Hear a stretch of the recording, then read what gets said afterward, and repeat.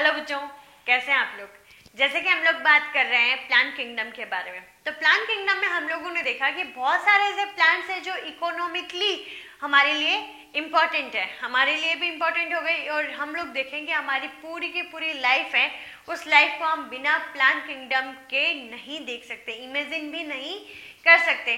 तो हमारे लिए कितने ज्यादा इंपॉर्टेंट है प्लांट्स, उसके बारे में हम लोग यहाँ पे स्टडी करने वाले हैं। ये हमारी 5th यूनिट रहेगी, जिसमें हम economic botany and human welfare के बारे में स्टडी करने वाले हैं। तो यहाँ पे आप देखिए, जो मैंने आपको कल 17 चैप्टर स्टार्ट किया था, तो मैंने आपसे कहा था कि 17 चैप्टर में आपको सिर्फ हेडिंग दे रखी है, उनको आपको थोड़ा सा ध्यान में रखना है। उसके बाद में हम जो 18 चैप्टर स्टार्ट करने वाले हैं आज, तो 18 चैप्टर में जो सबसे फर्स्ट दे रखा है वो दे रखा है ऑयल प्रोड्यूसिंग प्लांट्स। तो ऑयल प्रोड्यूसिंग प्लांट्स है, उसको बोला जाता है कि ये फूड के बाद में, ठीक है, जो फूड प्लांट्स थे, हम लोगों ने जो सीरियल, पल्सेस, वेजिटेबल और फ्रूट्स देखे, उनके बाद में जो सबसे ज्यादा मोस्ट इंपॉर्टेंट ग्रुप है, तो वो ग्रुप कौन सा है, ऑयल प्रोड्यूसिंग प्लांट है। तो यहाँ पे मैंने सबसे पहली लाइन लिखी भी है, तो आप लोग नोट कर लीजिएगा। Oil producing plants are second economically most important group after food plants. जो फूड प्लांट्स होते हैं उनके बाद में जो सबसे इंपॉर्टेंस अपना रोल रखने वाला है, वो यहाँ पे क्या है, ऑयल प्लांट्स है। तो आप लोगों को ये चीज ध्यान में रखनी है। उसके बाद में देखिए कि ऑयल का कंपोजिशन कैसे होता है। तो ऑयल का आपको कंपोजिशन ध्यान में कि फैटी एसिड और ग्लिसरॉल मिलके क्या बनाते हैं, यहाँ पे फेट बनाते हैं, ऑयल बनाते हैं। तो oil are composed of fatty acid and glycerol. तो ये बात भी आप लोगों को अच्छे से ध्यान में है। जो बातें आप लोगों को ध्यान में है, आपको डेली यूजेस, जो मतलब डेली यूजेस की लाइफ में आपके काम आ रही है, तो वही सब चीजें हैं। बस इनको थोड़ा सा अच्छे से वे में, मतलब किस टाइप से क्वेश्चंस पूछे जाते हैं, उसके वे में आपको सिर्फ लर्न करना है। बाकी आप लोग बहुत इंटेलिजेंट है, मुझे पता है। उसके बाद में आप देखें यहाँ पे कॉम्प्लेक्स ऑर्गेनिक कंपाउंड है, ये है भाई, इसकी स्ट्रक्चर है वो कैसी होगी, कॉम्प्लेक्स होगी, क्योंकि यहाँ पे देखिए complex organic compound which are insoluble in plant, soluble in organic solvent. जहां पे ये वाटर के साथ में क्या है, इनसॉल्युबल है, वाटर के साथ में तेल को हम नहीं मिला सकते, सीधी सी बात करें तो। उसके बाद में ये सॉल्वेंट किसके साथ में, किसके साथ में ये मिल सकता है, ठीक है, तो वो बनेगा, मिलेगा लाइक ईथर एंड क्लोरोफॉर्म। जो ईथर और क्लोरोफॉर्म है उसके साथ में ये क्या कर सकते हैं, मिल सकता है। मतलब यहाँ पे ये इसके लिए ऑर्गेनिक के लिए क्या रहेंगे, ये सॉल्युबल रहेंगे। उसके बाद में हम बात करते हैं यहाँ पे इसके ओरिजिन की, ठीक है, कि ओरिजिन हमें तेल मिलता कहाँ से है। तो आपको सबको ध्यान में है कि तेल है वो प्लांट से भी मिलता है, और जो तेल है वो हमें एनिमल से भी मिलता है।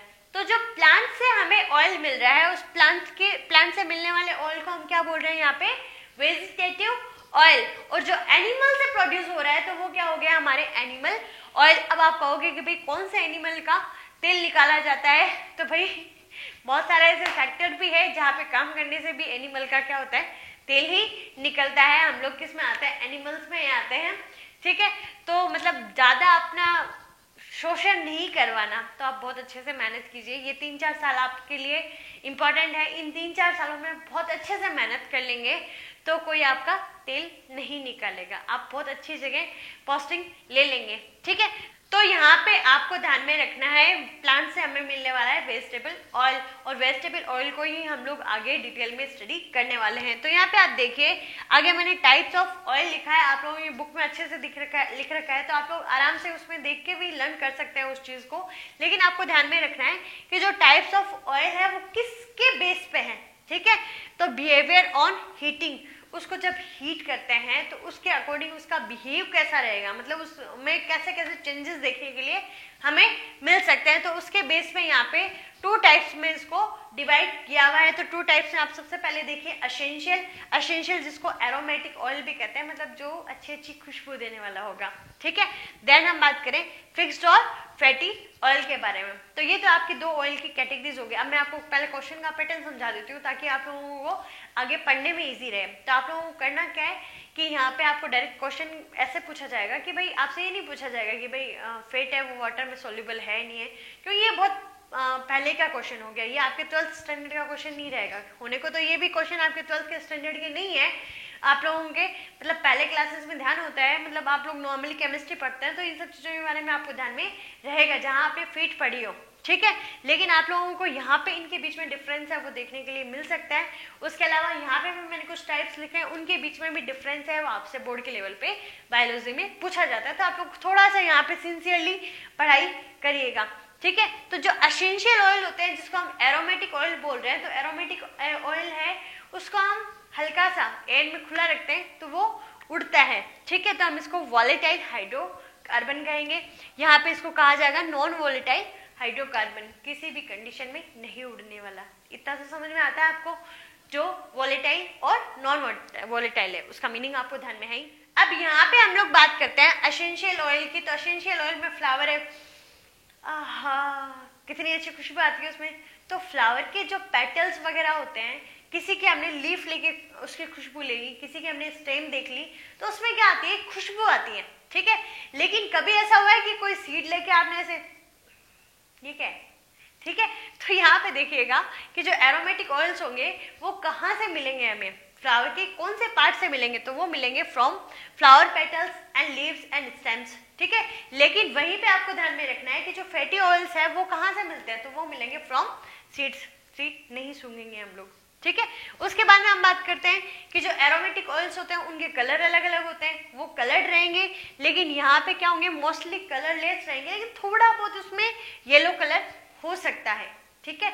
जरूरी नहीं है उसमें कलर हो, वो कलरलेस रहेंगे, लेकिन ये यहाँ पे कंफर्म है कि कलर्ड रहेंगे। उसके बाद में यहाँ पे देखिए, यहाँ पे स्वीट स्केंटेड ऑयल, मतलब कि यहाँ पे क्या रहेगी, खुशबू रहेगी, स्वीट सी स्मेल रहेगी, यहाँ पे स्मेल्ड फ्लावर रहेंगे, लेकिन यहाँ पे किसी भी टाइप की कोई स्मेल देखने के लिए नहीं मिलेगी। लेकिन हम लोग यहाँ पे देखेंगे कि कुछ कुछ ऑयल्स है, जैसे हम सरसों का तेल लगाते हैं, मस्टर्ड ऑयल की बात करते हैं तब, तो मस्टर्ड की ऑयल में तीखी सी गंध आती है, मतलब एक तीखा तीखापन होता है उसकी गंध में, ठीक है, स्मेल में। तो उसके बारे में हम लोग जब मस्टर्ड पढ़ेंगे उस टाइम में आपको एक्सप्लेन करूंगी इसके बारे में।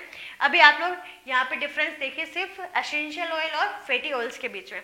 उसके बाद में यहाँ पे देखिए नॉन ईडिएबल, हम लोग जितने भी खुशबू वाले तेल हैं उनको लगाने के लिए यूज करेंगे लेकिन खाने के लिए यूज नहीं करेंगे, तो ये क्या रहेंगे, नॉन ईडिएबल, ये कुकिंग में काम नहीं आते।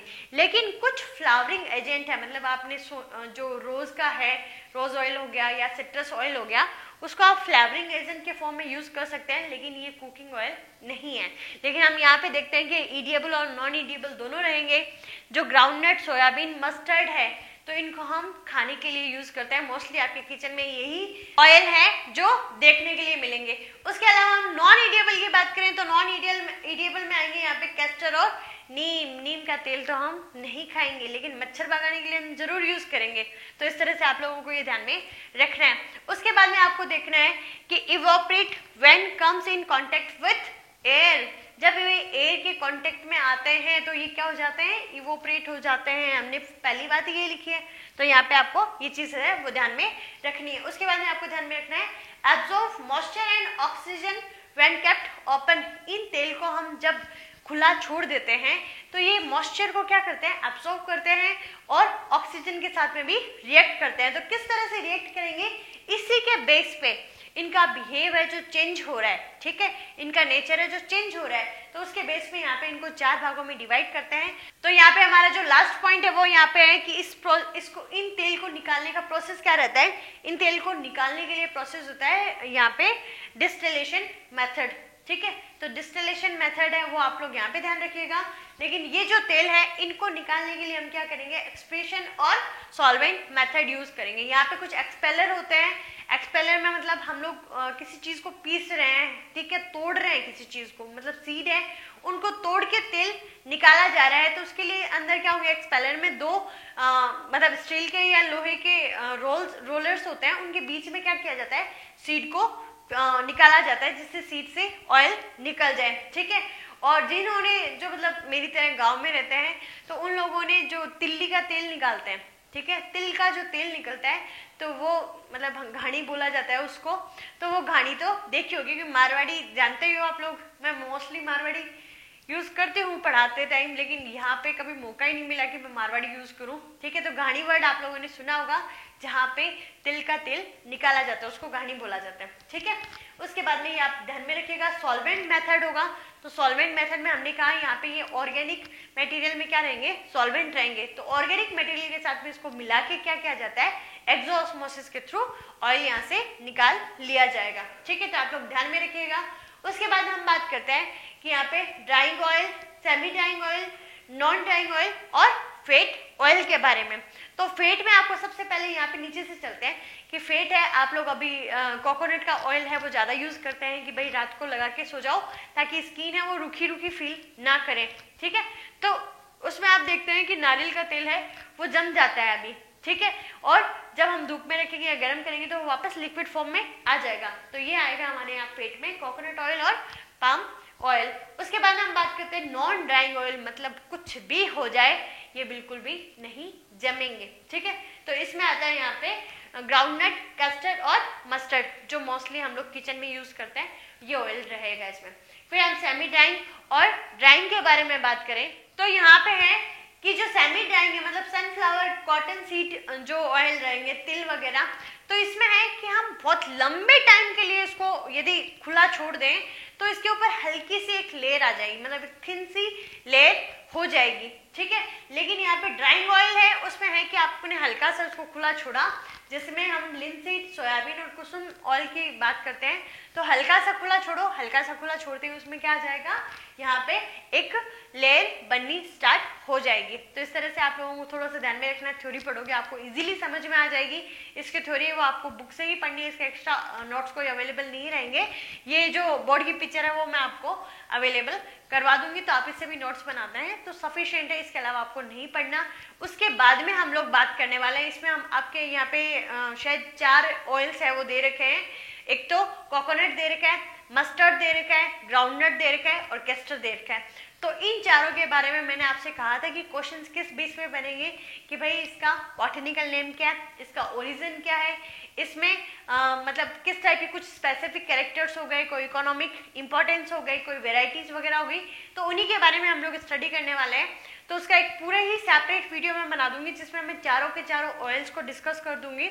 उसके पहले आप लोग इसके नोट्स हैं वो कंप्लीट कर लीजिए, तो अपने पढ़ाई है उसको अच्छे से कंटिन्यू रखिए। अब तो आप खुश खुश नजर आ रहे हैं क्योंकि स्कूल्स हैं वो सबके ओपन हो चुके हैं। स्कूल की स्टडी है, स्कूल में जो भी लेक्चर आपको फॉलो करने के लिए बोले कि भाई आपको किस टाइप का स्टडी मटेरियल फॉलो करना है तो आप फॉलो कर सकते हैं। ऐसे नहीं कि जिद पे अड़ जाएं कि मैम जो पढ़ा रहे हैं हमें वही चीज पढ़नी है। मैं रेगुलरली आपको, ठीक है, कि मतलब हाफ आवर्स हाईएस्ट का एक वीडियो है वो रेगुलरली आपको प्रोवाइड करवाती रहूंगी, इतनी मैं प्रॉमिस आपसे करती हूँ। तो आप लोग कंटिन्यूटी अपनी पढ़ाई रखिए और मैं कंटिन्यूसली आपका सिलेबस है वो भी जल्दी से जल्दी पूरा करवाने की कोशिश करूंगी। तो खुश रहिए, मुस्कुराते रहिए और घर पे सुरक्षित रहिए। Thank you.